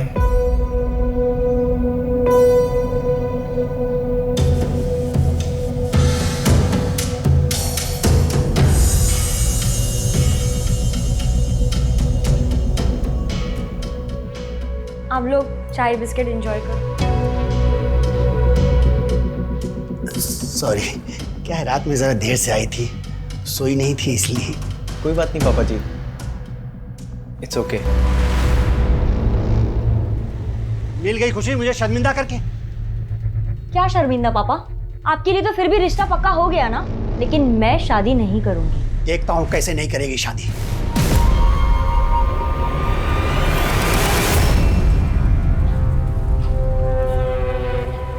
अरे पर प्रॉब्लम क्या है? लड़का देखने में अच्छा नहीं है क्या? यार अनुभव ना बहुत ज्यादा क्यूट है, और ये सोल्जर टाइप वाले लोगों से शादी करके ना यार मैं बैचलर फील करूंगी, और शादीशुदा वाला फील भी नहीं होगा। जब ड्यूटी पे होगा तो वो वहीं होगा, और जब घर पर होगा तो वो यहीं होगा। सफोकेटिंग। तो तू आज उसे छोड़ने वाली है? हाँ, इसलिए तो बुलाया उसे। हाय तापसी। हाय नीरज। श्रेया। तापसी, हमारे यहाँ मुंह दिखाई की रस्म होती है। उस दिन मैं तुम्हारे लिए कुछ ला नहीं पाया था, तो ये तुम्हारे लिए। उम्मीद करता हूँ तुमको अच्छा लगेगा।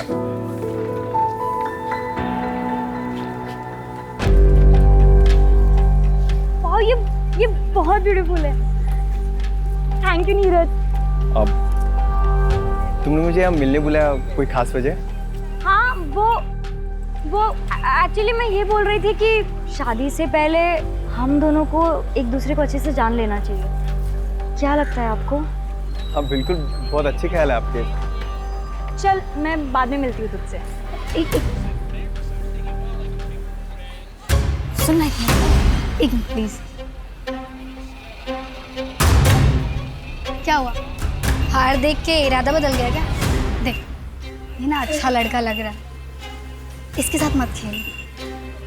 तुझे क्यों इतनी तकलीफ हो रही है? कहीं तुझे तो पसंद नहीं आ गया?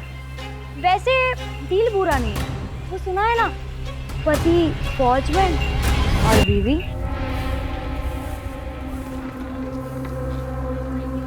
नीरज जी चलिए कॉफी पीने चलते हैं। ये चलिए अब। बाय श्रेया।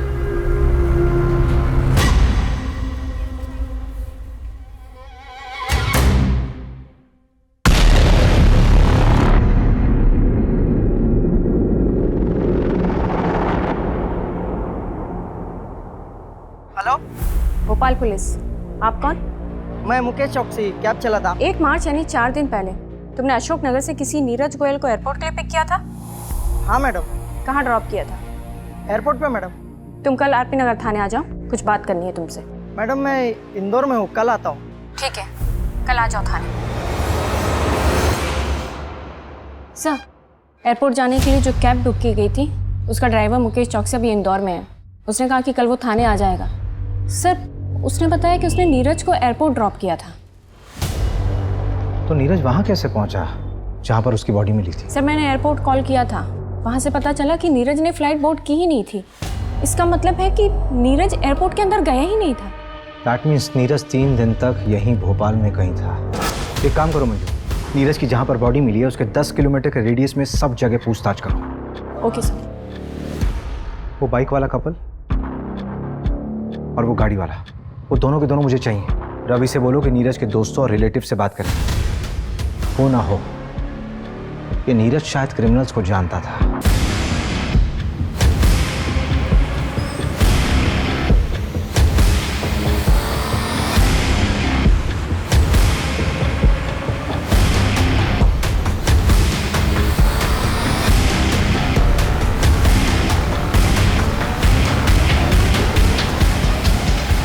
ये तो वही आदमी है जो 3-4 दिन पहले पेट्रोल लेने आया था। मुझे अच्छे से याद है सर, क्योंकि इसने बवाल मचाया था। मैं देश की रक्षा करता हूँ, सरहद पे अपनी जान दांव पे लगाता हूँ। सर देखिए, आप जो भी करते हैं उसके लिए धन्यवाद, लेकिन बॉटल में पेट्रोल देना हमें अलाउ नहीं है। सर, उधर CCTV लगा है, मेरी नौकरी चली जाएगी, आप समझिए। दुगने पैसे ले लो। सर, बात पैसे की नहीं है, आप अभी जाइए। Sir petrol. सर, उधर कैमरा लगा था इसलिए 500 रुपये। Thank you. Welcome sir. इसीलिए बॉटल में पेट्रोल देना इलीगल है, मालूम है ना? हाँ सर, पता है, और ये भी पता है कि मेरी नौकरी भी चली जाएगी सर। लेकिन मुझे 3 दिन बाद पता चला कि वही वो आदमी है जो पेट्रोल डालकर जल गया था। इस पेट्रोल पंप के सारे CCTV फुटेज चाहिए मुझे, जल्दी। सर, मैं पता करती हूँ ये कौन है। नीरज जहाँ पर पोस्टेड था वहाँ पर भी पता करो, हो सकता है उसी रिएक्ट किया। सर्च हिस्ट्री भी बताती है बहुत कुछ इंसान के बारे में।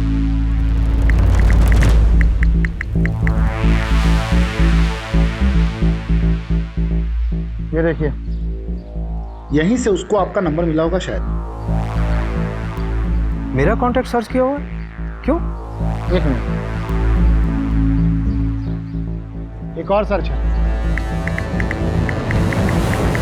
How to commit suicide.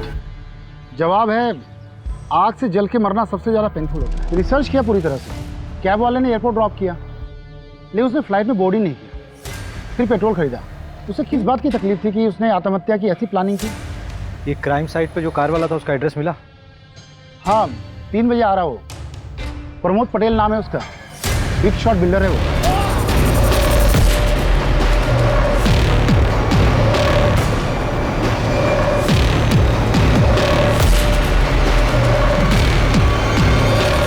जहां हमें नीरज की बॉडी मिली वहां से तकरीबन 400-500 मीटर की दूरी पर तुम्हारी गाड़ी खड़ी थी। इतने नज़दीक होने पर भी तुमने कुछ नहीं देखा। तो आपके पास कोई आई विटनेस है तो मैं मान लेता हूँ कि 500 मीटर पर मर्डर हुआ। जब मैकेनिक नहीं आया लोकेशन पे तो मुझे पंचर गाड़ी चला के लेके आना पड़ा। जो हुआ उसके बाद हुआ होगा। मैंने ना किसी की लाश देखी और ना किसी को जलते हुए देखा। क्या किसी कपल को देखा था वहाँ बाइक पे? अरे मैं तेरे को बोल रहा हूँ, एक मिनट, मैं आता हूँ, गाड़ी लेके आता हूँ।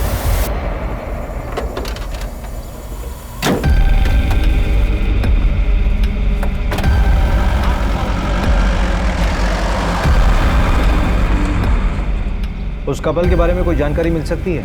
आदमी 30-32 साल का लग रहा था, बाल घुंघराले थे और सांवले रंग का।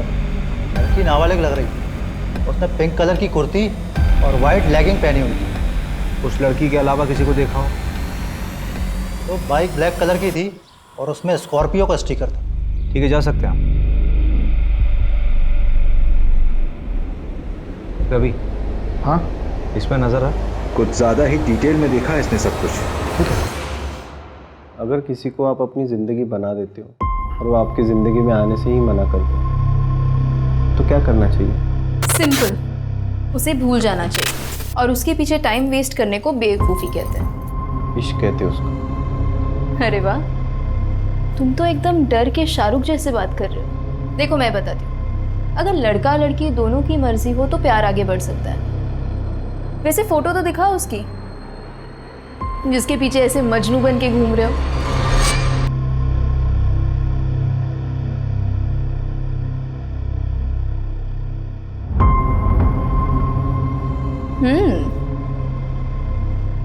अरे ये कौन है?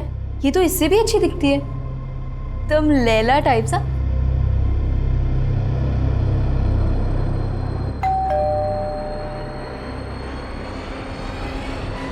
नीरज क्या हुआ? तुमने शराब पी रखी है? कल तुम्हारी सगाई है ना? कल मेरी सगाई है, लेकिन तापसी ने आज कहा कि वो मुझसे प्यार नहीं करती। मैंने आज उसको किसी लड़के के साथ देखा है भाई। श्रेया बताओ वो कौन है? तुम पहले अंदर आओ। आराम से आराम से। प्लीज बताओ श्रेया वो लड़का कौन? प्लीज श्रेया बताओ वो लड़का कौन है? काजल ने भी मुझे ऐसे ही धोखा दिया था सीनियर के साथ। आई नो तापसी ऐसी नहीं है, मुझे जरूर गलत फहमी हुई है। Please Shreya tell me. Neeraj I like you, इसलिए मैं तुमसे झूठ नहीं बोलूंगी। तापसी तुम्हें 2 टाइम कर रही है।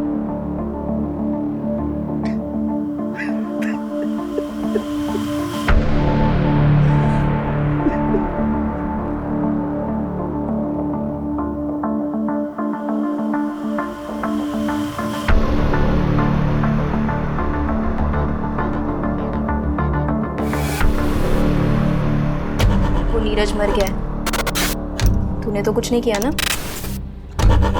देख ले, अगर मैं फंसी ना तो मैं तुझे भी ले डूबूंगी। रूपा नाम है मेरा, कच्ची खिलाड़ी मत समझ।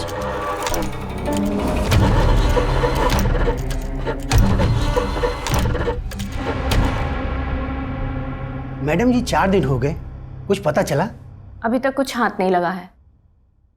तापसी, तुमसे नीरज ने कभी ऐसा कुछ शेयर किया था जिससे कि तुम्हें लगे कि उसकी जान को किसी से कोई खतरा था?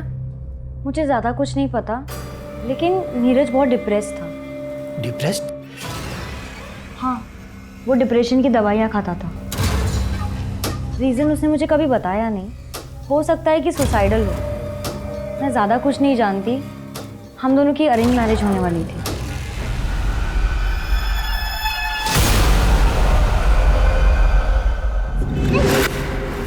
कल अगर एंगेजमेंट भी हो जाती ना तो भी मैं तुमसे शादी नहीं करती।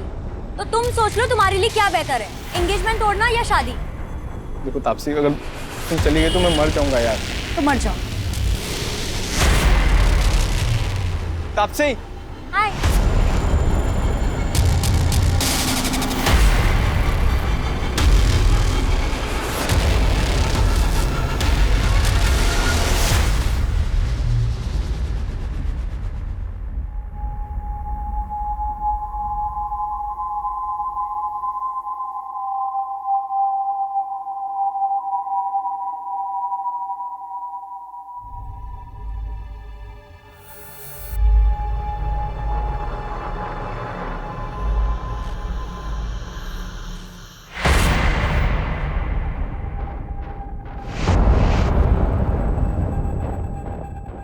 तापसी नहीं आई, वो उसकी तबीयत खराब है।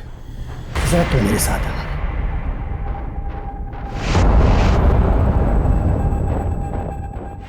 जी अंकल। देखो बेटा, मानो ये सही बात नहीं, लेकिन नीरज ने वो मुझसे 3 लाख रुपए उधार लिए थे और ड्यूटी पर जाने से पहले 10,000 और भी लिए थे। अगर हो सके तो लौटा दो। नहीं बेटा, कोई जल्दी नहीं है, तुम आराम से लौटा दे।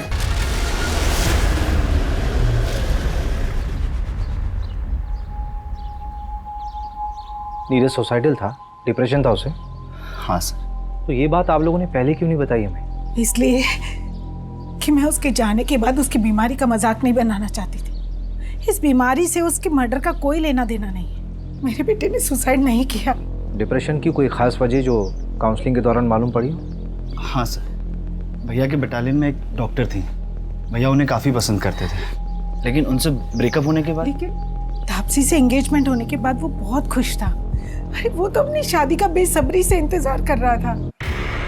हाँ सर। लेकिन मैं बता रही हूँ ना आपको, मेरे बेटे ने सुसाइड नहीं किया। ये उन पड़ोसी मुल्क वाले जासूसों का काम है। जासूस? नीरज ने बताया था मुझे, पड़ोसी मुल्क वाले अपने जासूस भेजे थे हमारी फौजियों को मारने के लिए। सर, वो पेट्रोल पंप के हेड ऑफिस से सीसीटीवी फुटेज आ गया है।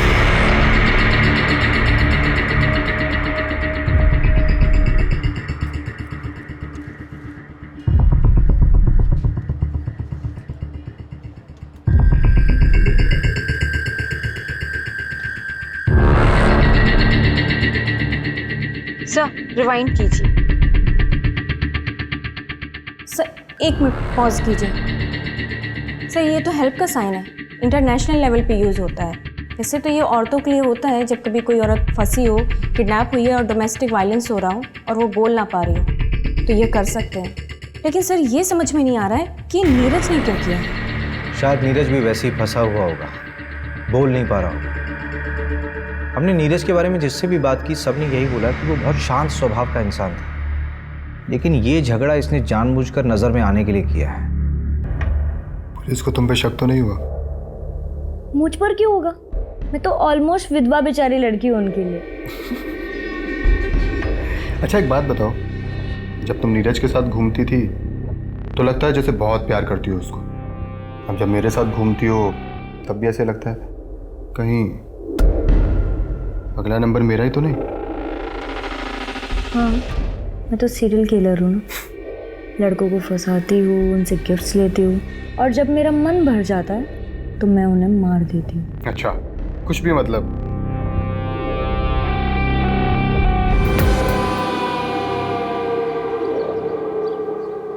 ये प्रमोद ईडी के रडार पर है। बिल्डिंग कंस्ट्रक्शन के नाम पर इसने काफी मनी लॉन्ड्रिंग कर रखा है। इसका मतलब ये प्रमोद भी क्रिमिनल माइंड का है। नीरज का इससे कोई कनेक्शन?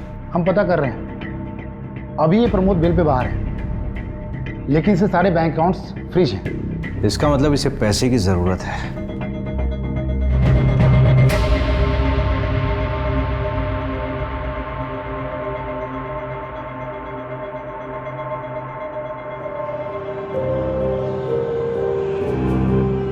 क्या हुआ? परेशान दिख रहा है। पता नहीं यार, तो आपसे सीरियस भी है मेरे लिए नहीं। जितना उसके बारे में बताया है उसको अपनी ज़िंदगी अपने हिसाब से जीने दे। अगर आज सीरियस नहीं भी है तो आगे हो जाएगी, पर हाँ उसकी ज़रूरतों का ख्याल रखते रहना। ज़रूरत है वही तो ख़त्म नहीं होती उसकी।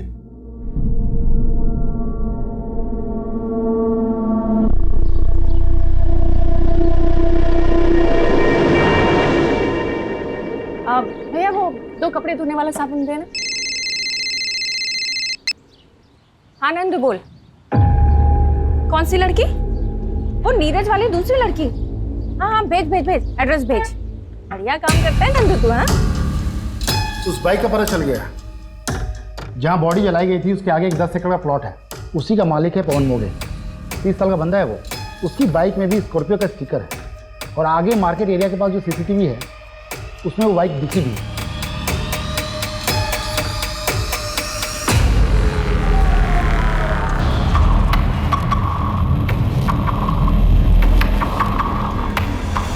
ये फुटेज आपको जब नीरज का कॉल आया था उसके 1 घंटे बाद का है।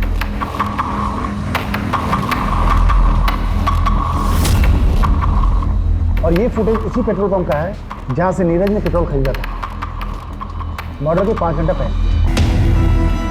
इस मार्केट और पेट्रोल पंप के बीच ही नीरज का मर्डर हुआ है। एक काम करते हैं, उठाते हैं इसे। मुकेश का कुछ पता चला? कोलार रोड में एग्जैक्ट लोकेशन कहाँ का है वो भेजो जल्दी। हाँ हाँ मिल गया है सर।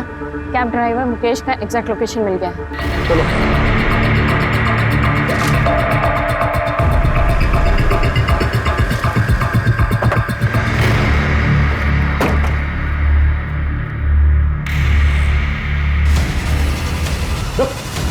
कहाँ भाग रहा है? उठ।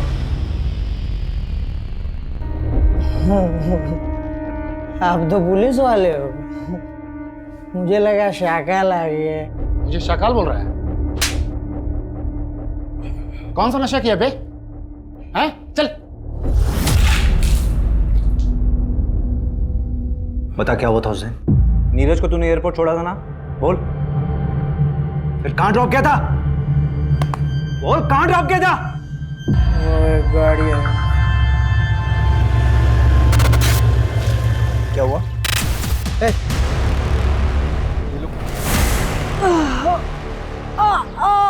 तुझे क्या लगता है कि अपने ये जख्म दिखाकर खुद को इनोसेंट साबित कर लेगा? चलिए बता कि किडनैपर्स दिखते कैसे थे?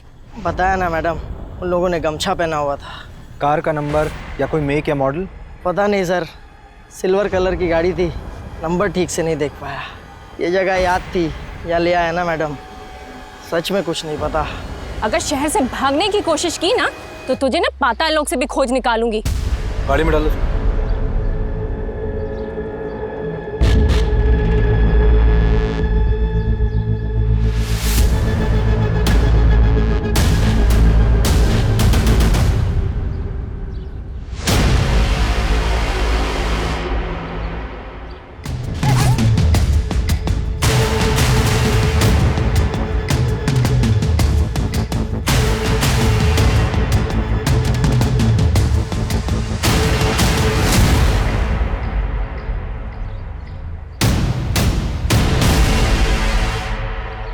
मर्डर इसी रोड पे 5-6 किलोमीटर आगे हुआ है, तो उसे बंद करके यहीं आसपास कहीं रखा होगा।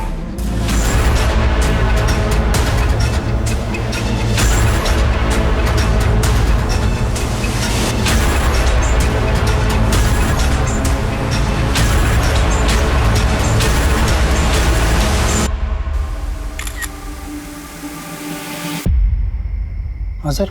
कोलार ब्रिज के पास कुछ दिन पहले एक मर्डर हुआ। हाँ सर। तारीख 4 मार्च। अब बता क्या देखा था तूने? सर मैं मर्डर वर्डर होते हुए नहीं देखा था, लेकिन हाँ एक गोल्डन कलर की कार थी, उसमें एक आदमी था, वो बहुत गुस्से में था। अरे तुम आओ तो सही, इस काम के दोगुने पैसे दूंगा तुम्हें। बताओ सर, अब ऐसा कौन सा काम होगा जिसके लिए कोई इतने अच्छे पैसे देगा? सर मैं तो कहता हूँ उठाओ उसको और कूटो अच्छे से। मैडम क्यों टाइम वेस्ट करवा रही हो? जो सब पूछा था सब बता तो दिया। इलीगल है ये सब। मैडम हमें ना पता है धंधा करना इलीगल नहीं होता, करवाना होता है, वो भी लड़कियों की मर्जी के बिना। और मैं अपने घर में अपनी मर्जी से क्या कर रही हूँ इससे सरकार को क्या लेना देना है? हाँ अगर मैं किसी और को घर पे बुला रही हूँ। बस जान मत बांट, अपना मुंह बंद रख। हाँ सर अंदर है सब, इसको भेज दूँ क्या? बहुत बकबक कर रही है। क्या सर?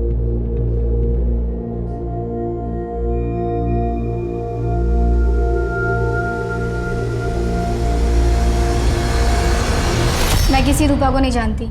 रूपा जिसके पास नीरज जाता था, उसी ने बताया कि तुमने उसे पैसे दिए थे इन्फॉर्मेशन निकालने के लिए। नीरज को किसने मारा? मुझे पता चलेगा तो मैं ही उसे। थाने में बैठी हो तुम, ज्यादा हीरोइन मत बनो। तो तुम्हें नहीं मालूम कि ये सब किसने किया है? इतने आशिक हैं उस तापसी के कि किसी एक ने मेरे नीरज से बदला ले लिया होगा। मैंने नीरज को पहले ही तापसी की असलियत बताई थी, पर फिर भी सगाई के लिए रेडी हो गया। और आप भी पता कर लीजिए, तापसी की चैट में देखेंगे ना तो सिर्फ साइको ही मिलेंगे आपको। अच्छा जरा 1-2 साइको के नाम हमें भी बता दो। अनुभव, नीरज को घुमाने के साथ साथ वो अनुभव के साथ भी घूमती थी।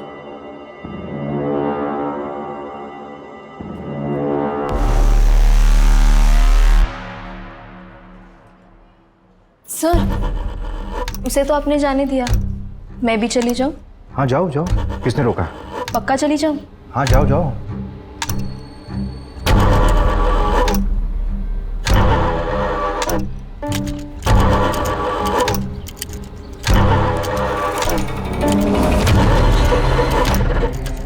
पुलिस ने बुलाया था मुझे। इस बार तो मैंने तुम्हारा नाम नहीं लिया, लेकिन अगर फिर बुलाया ना तो सारा भांडा फोड़ दूंगी। 2 दिन पहले पवन ने अपनी जमीन का प्रॉपर्टी टैक्स भरा है, 10,000 रुपये। नीरज के पास भी कैश था, राइट? हाँ, लेकिन ये पैसे उसने अपने ससुर से लिए थे। बंदा लुक्खा है। चचेरे भाई की ज़मीन थी, एक एक्सीडेंट में उसकी मौत हो गई, उसके बाद वो ज़मीन उसके नाम हो गई। लेकिन लोकल पुलिस को शक है कि ये एक्सीडेंट नहीं था, मर्डर था। लेकिन ये केस भी अब क्लोज हो चुका है।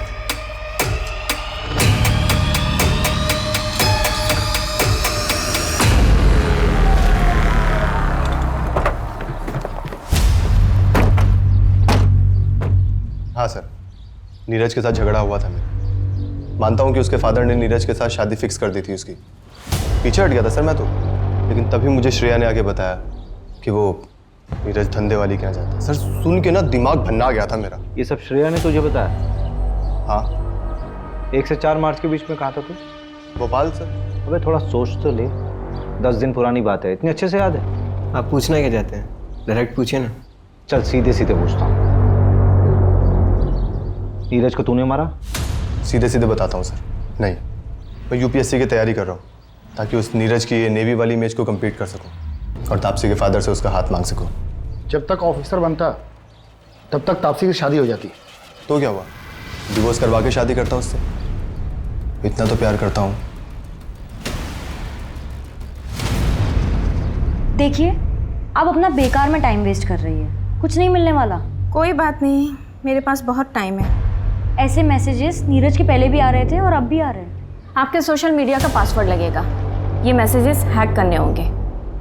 कोई बात नहीं, काम हो जाने के बाद पासवर्ड चेंज कर लेना। 031995। वैसे मजनुओं की लिस्ट में एक मानव को भी ऐड कर लेना। मानव? नीरज का भाई मानव? क्या बात है मानव, क्यों बुलाया मुझे यहाँ? देख, अगर नीरज के बारे में बात करने के लिए बुलाया तो मुझे सच में उसमें कोई इंटरेस्ट नहीं है। भैया में कोई इंटरेस्ट नहीं है और इसलिए रिश्ता तोड़ रही हो, तो क्या आप मेरा प्रपोजल एक्सेप्ट करोगी? I love you Taapsee. Good night Sweety.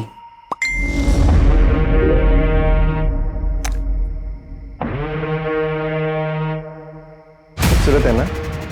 बहुत। भाभी बहुत खूबसूरत है।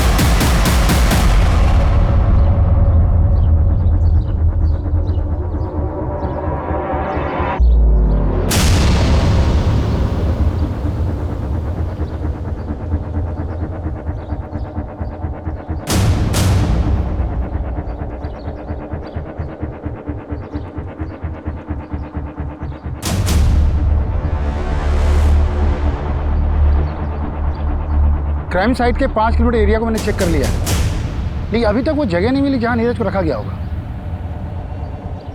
ठीक है, मैं जांच का दायरा बढ़ाता हूं। चलो। अभिषेक, ये क्या तरीका है? मैं पिछले 1 घंटे से तुम्हारा वेट कर रही हूँ, तुम मुझे अब बता रहे हो कि तुम नहीं आ पाओगे। तो मुझे एक बार घर से निकलने से पहले बोल तो देती, तुम्हें बता देता कि प्लान कैंसिल है आज। कितनी बार कैंसिल करोगे तुम? अच्छा, एक काम करो, स्नैप ब्रोकर का नंबर मुझे दो, मैं मिलकर आती हूँ उससे। अच्छा ठीक है, मैं देता हूँ नंबर, लेकिन बजट की डील अकेले मत करना, हाँ, मिलके करेंगे। तुम मुझे नंबर भेजो बस।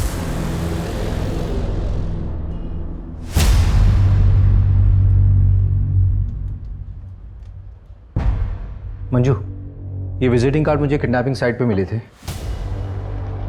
लेकिन मैं एविडेंस के लिए देना भूल गया। तुम एक काम करो, उसको अच्छे से देख लो और एविडेंस में भेज देना। जी सर। और उसका क्या हुआ, मानव का? सर, वो 24 घंटे निगरानी में हमारी। उस पर अच्छे से नजर रखनी है। Okay sir. थोड़ी अच्छी बनाओ यार चाय, पैसा नहीं लेते हो क्या? चल के सर।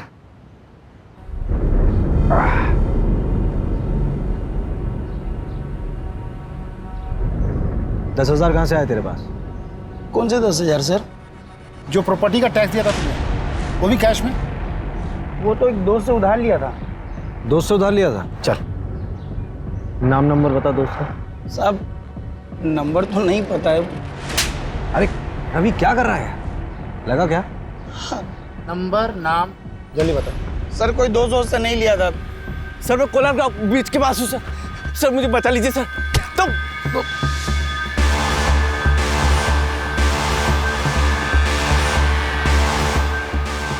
सुनो, तुम 2 मिनट को मैं आ रहा हूं।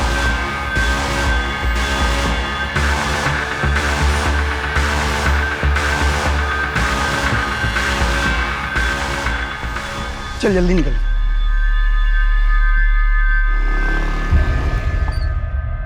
तूने उसकी मदद नहीं की? साहब, उस दिन लड़की थी साथ में मेरी गर्लफ्रेंड है वो। मैं भी शादीशुदा हूँ, मैं भी तो फंस जाता ना। लेकिन मैं कसम खा के बोल रहा हूँ, मैंने किसी को नहीं मारा है, बस वहाँ से पैसे उठाए थे। अबे जिसने मारा था उसका होलिया तो देखा होगा, कैसा दिखता था वो? हाँ साहब, वो कद काठी में तो मेरे ही जैसा था। तेरे जैसा था? चल खड़ा उधर, चल खड़ा। सर मतलब थोड़ा सा गोरा भी था वो, मुझसे गोरा था। एक ही आदमी था? हाँ साहब, मैंने तो एक ही को देखा था। सर, मैं एक एड्रेस भेजता हूँ, वहाँ पे आ जाइए, इधर कुछ मिला है। अच्छा, एड्रेस भेजो।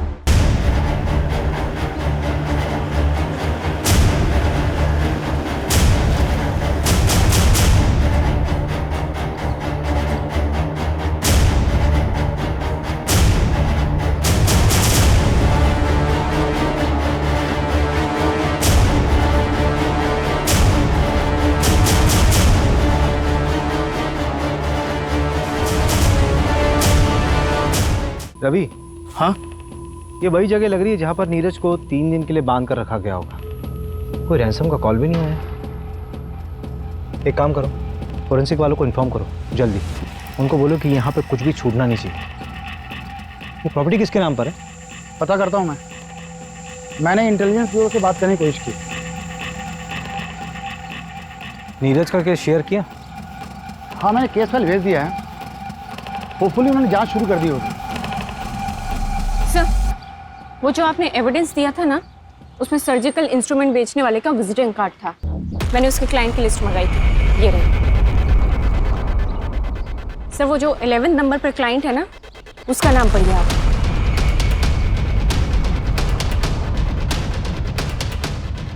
ये विजिटिंग कार्ड आप शायद किडनैपिंग साइट पर छोड़ गए थे।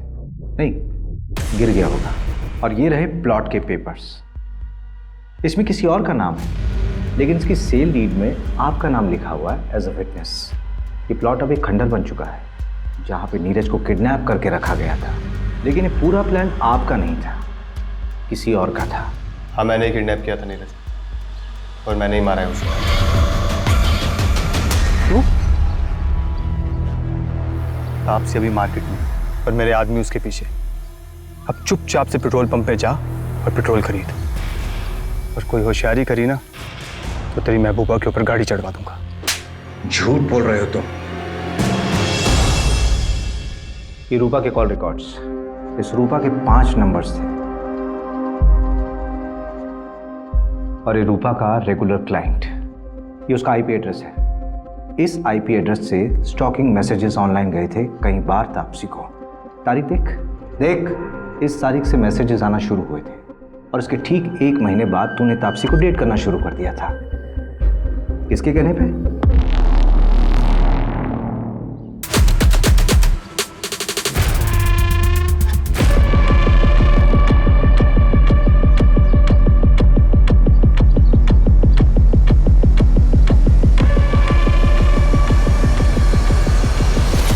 कहाँ तुम लोग? अरे नीरज भाग गया, सब कुछ गड़बड़ हो गया। जितना जल्दी हो सके उतना जल्दी कोलार गांव के जंगल में पहुंचो।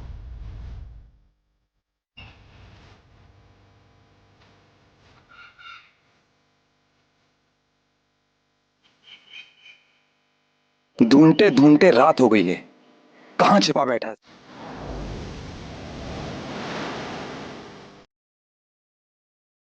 भाई पकड़ पकड़ पकड़। आज से चल रही है, पर बेहोश है अभी। तो जला डालते इसे। वैसे भी कोई काम का तो है नहीं है, मार डालते इसको। जो प्लान था वही रहेगा, बस इतना चेंज है कि अब ये मरेगा। मैंने पहली बार तापसी को सोशल नेटवर्किंग साइट पर देखा था। देखते ही प्यार हो गया था उससे। पर भला कोई लड़की मुझ जैसे लड़के से प्यार क्यों करेगी? तो मैंने अनुभव को सिखाया कैसे उसका दिल जीतना है। अनुभव के जरिए तो मैं तापसी के प्यार के साथ जी रहा था, इसी के साथ शेयर कर सकता था। लेकिन वो नीरज, वो मेरी तापसी को छूता था, पीछे पड़ा था उसको। शायद शादी भी हो गई होती उनकी, घर वाले मान गए थे। इसीलिए रूपा को पैसे देकर उसकी सारी खबर निकाली और हटा दिया उसको हमारे रास्ते से।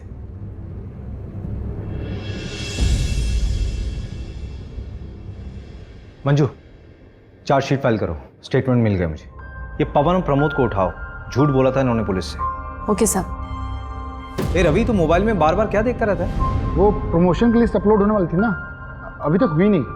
अरे हो जाएगी यार, पहले ऋषभ का अरेंजमेंट कर। फिजिकली चैलेंज है, यहाँ नहीं रह सकता।